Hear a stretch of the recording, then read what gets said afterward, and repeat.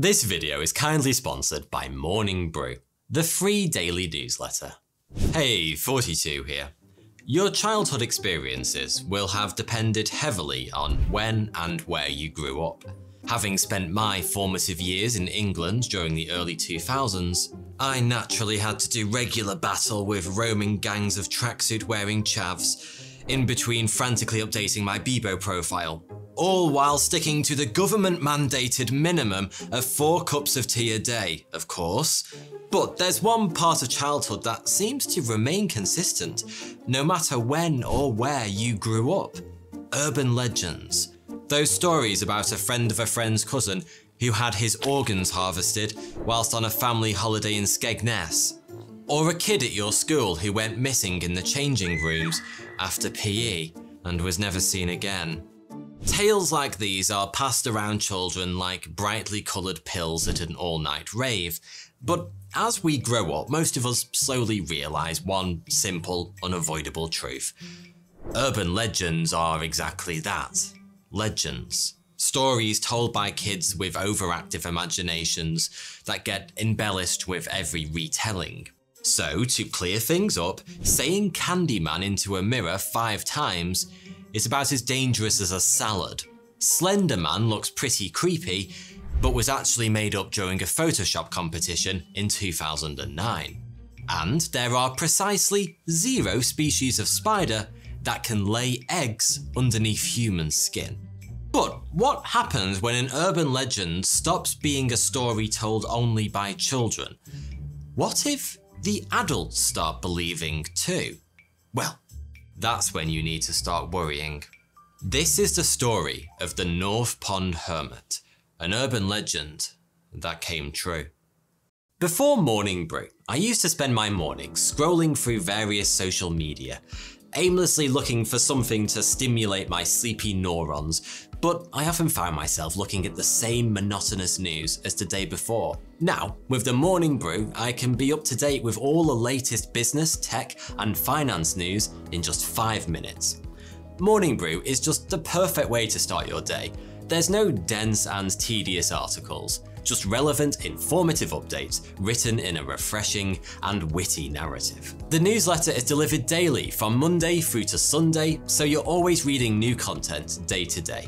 Just the other day on Morning Brew, I learnt that in June of this year, the US housing market was up a staggering 22.9% from the previous year. And there's speculation by some economists that the housing market may have just peaked, and we could be in for a fall in prices in coming months. So if you're interested in business, tech, or finance like I am, there's really no reason not to subscribe to Morning Brew. It's completely free and takes less than 15 seconds. And to make it even easier, you can just go ahead and click the link in the description to subscribe today. Maine is considered by many to be one of the more boring US states. A place where not a lot happens to not a lot of people. But for residents who'd lived in the community around North Pond over the last 35 years or so, life has been anything but dull. And the reason for that is simple. Their peaceful rural existence has been plagued by something. A phantom that stalked the woods around their community, slipping into their houses in the dead of night and changing things. Clothes would go missing, food and camping supplies too, along with keys and random bits and pieces from the kitchen. Now, that might not sound all that odd. After all, petty crime happens pretty much everywhere in the world, all the time. In the US alone, a burglary was committed on average once every 28 seconds in 2019. The break-ins around North Pond were of course unsettling, but sadly nothing out of the ordinary in the modern world.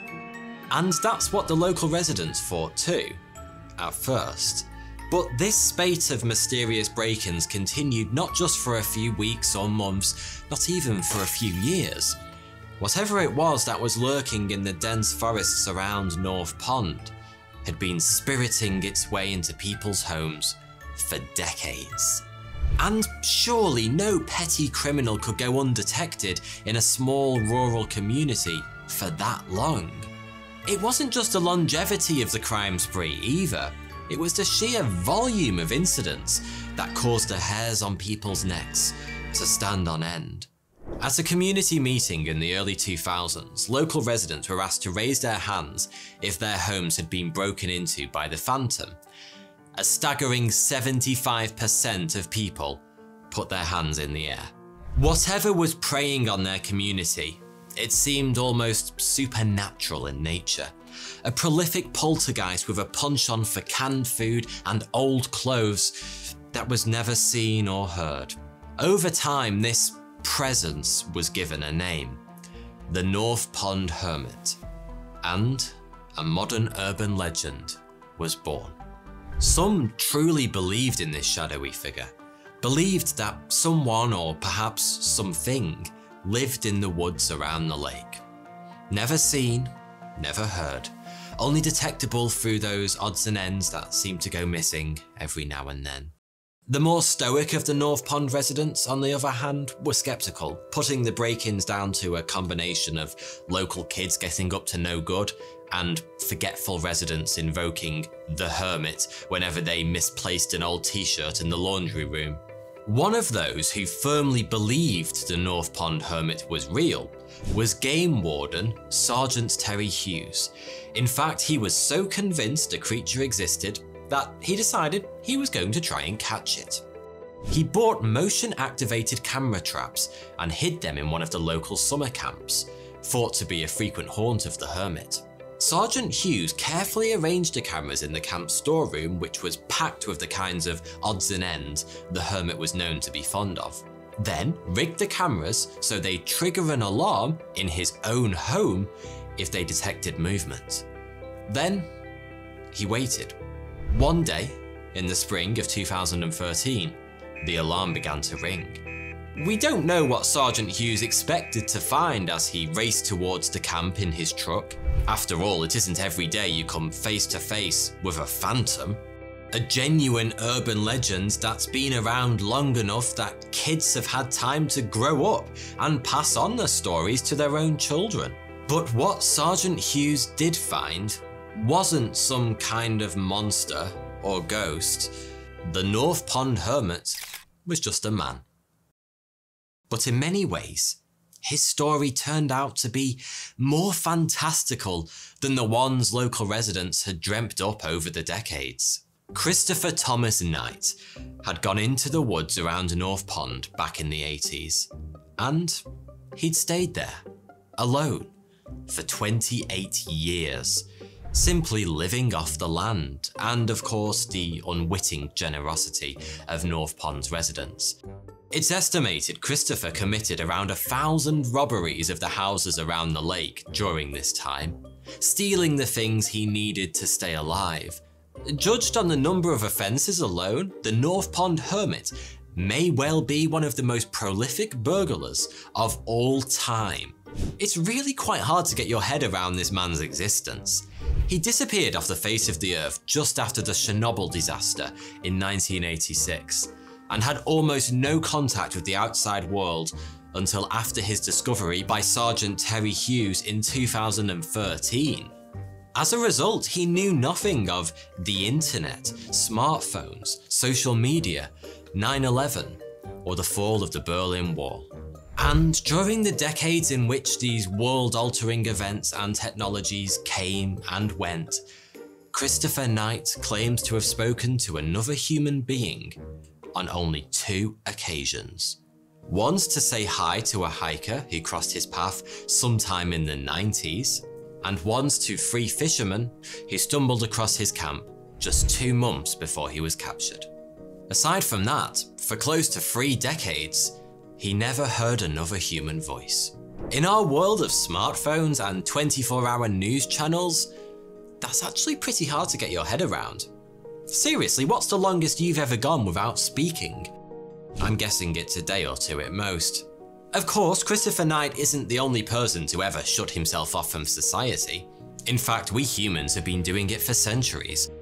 But whilst he may not be the first, the North Pond Hermit is still kind of unique.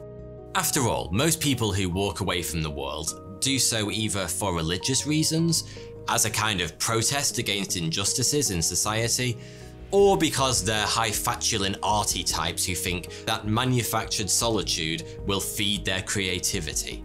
But Christopher Knight went into the wild for none of these reasons. In fact, it seems as though he didn't really have a reason at all. One day, at the age of 20, he just wandered off into the Maine countryside, and he simply never came back until his capture at the age of 48.